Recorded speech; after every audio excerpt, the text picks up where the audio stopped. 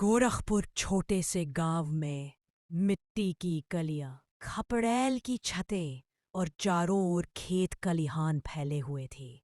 उसी गांव के छोर पर रहता था चंदन। चंदन गांव का सीधा साधा किसान, जिसने जिंदगी भर हल चलाया मगर किस्मत के मार से कर्ज में डूब गया। साहूकार सीताराम का उद्धार उस पर पहाड़ बनकर बैठा था। घर में उसकी भोली भाली पत्नी कलावती, जो हर बात पर भगवान का नाम लेती, और उनका एक जवान बेटा मनोज, जो गांव भर में अपनी मेहनत और जिद के लिए जाना जाता था। उस दोपहर सूरज सर पर चरखट रहा था। घर के आंगन में चंदन अकेले खाट पर बैठा था और थोड़ी दूर उसकी पत्नी कलावती चावल का बीज साफ कर रही थी, पर उसकी निगाहें बार बार चंदन पर जाकर अटक रही थी। थोड़ी देर बाद वो चंदन से कहती है, काहे इतना माथा पकड़े बैठे हो जी? सब राम जी संभाल लेंगे। अरे भाग्यवान, अब भगवान कब तक संभालेंगे? अब तो सीताराम हर रोज दरवाजा खटखटाता है, बोलता है खेत गिरवी रख दे, नहीं तो सब नीलाम कर दूंगा। बिटवा रोज पसीना बहा रहा है खेत में, तो इस बार खेती तो ठीक होगी, उसमें से सब चुका देंगे। खेती से कर्ज चुकता होता तो गांव का आधा किसान आज सड़क पर भीख मांगता ना होता। दूर से कदमों की आवाज आती है।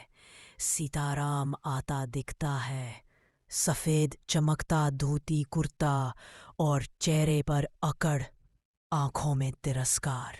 अरे ओ चंदन, कहाँ छुपा बैठा है रे?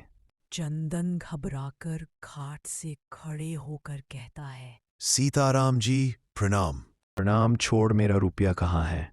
कब से कह रहा हूं, उधारी उतार या फिर खेत मेरे हवाले कर। सीताराम जी थोड़ी मोहलत और दे दो, बारिश ने धोखा दे दिया है, फसल चौपट हो गई है।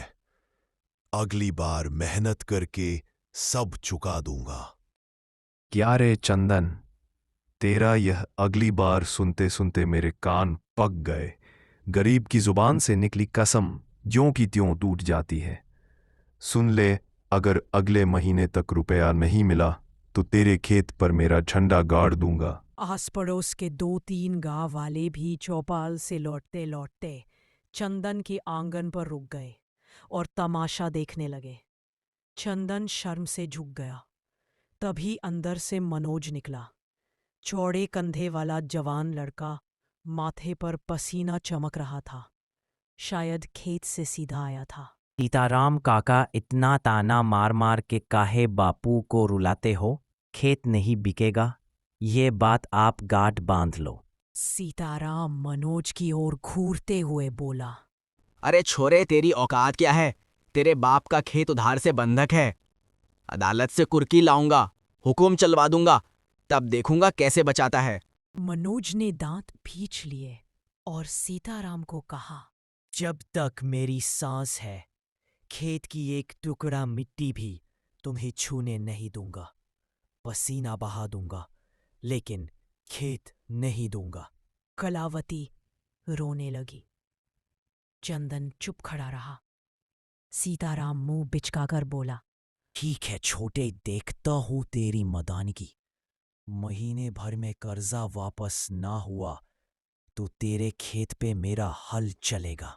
ना कहकर वो जोर जोर से हंसता हुआ बाहर चला गया। गांव वाले भी खुसुर फुसुर करते हुए चले गए। आंगन में सन्नाटा छा गया, हवा भी जैसे थम गई हो।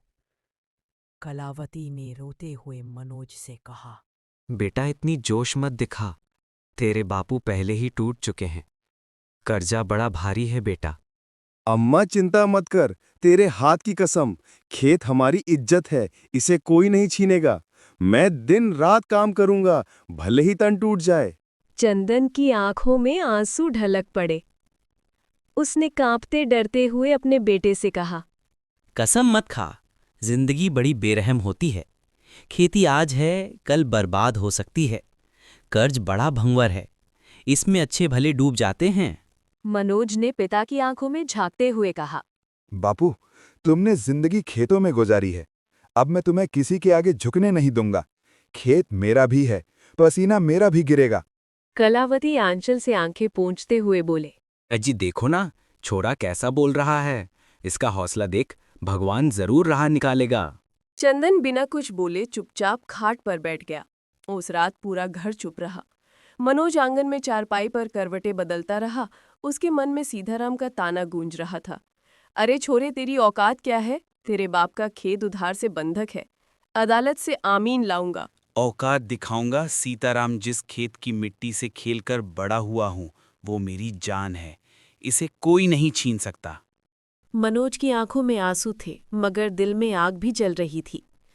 दूसरी दिन सुबह का सूरज अभी पूरी तरह निकला भी नहीं था कि मनोज हल लेकर खेत की ओर निकल पड़ा। खेत के मेड़ पर ओस अभी भी चमक रही थी। बैल के रस्सी थामे वो मन ही मन सीताराम की बात याद कर रहा था। खेत में पानी की कमी। जितना पसीना बहाना पड़े बहा दूंगा, लेकिन बापू का सर नीचा नहीं होने दूंगा। अब कर्ज उतार कर ही रहूंगा। थोड़ी देर बाद गांव के 2 आदमी वहां से गुजरे, चौपाल की ओर जा रहे थे। खेत में मनोज को हल चलाते देखा और वहां रुक गए। अरे देखो तो, ये चंदन का छोरा सोचता है अकेले मेहनत से साहूकार का कर्जा चुक जाएगा। काफी बड़े सपने देख रहा है। हाँ, जवान खून है, जोश में है। 2-4 दिन हल जोतेगा फिर समझेगा कर्जा खेती नहीं पूरा पहाड़ है। दोनों हंसते हंसते आगे बढ़ गए। मनोज ने सब सुना, मगर बिना कुछ बोले हल चलाता रहा। उसकी आंखों में आंसू आ गए, मगर उसने पसीने के साथ आंसू भी मिट्टी में मिला दिए। दोपहर तक सूरज आग बरसाने लगा। मिट्टी तपने लगी। बैल भी हाफने लगे। मनोज ने बैलों को तालाब की ओर मोड़ा, पानी पिलाया, खुद भी किनारे बैठ गया। तभी का अरे मनोज, तू तो पागल हो गया है। सवेरे से खेत जोत रहा है। थोड़ा आराम कर ले, नहीं तो गिर जाएगा। राजू, अब आराम का समय नहीं है। खेत ही तो सब कुछ है। जब तक ये खड़ा रहेगा, बापू की इज्जत बची रहेगी। तेरी जिद है भाई, मैं तो तेरे आगे कुछ नहीं बोल सकता। लेकिन सुन साहूकार, सीताराम यूं छोड़ने वाला नहीं है। बड़े बड़े लोग उसके जाल में फंस चुके हैं। हाँ, फंसे होंगे और लोग, लेकिन मैं नहीं फंसूंगा। देख लेना, ये फसल ही मेरी ढाल बनेगी।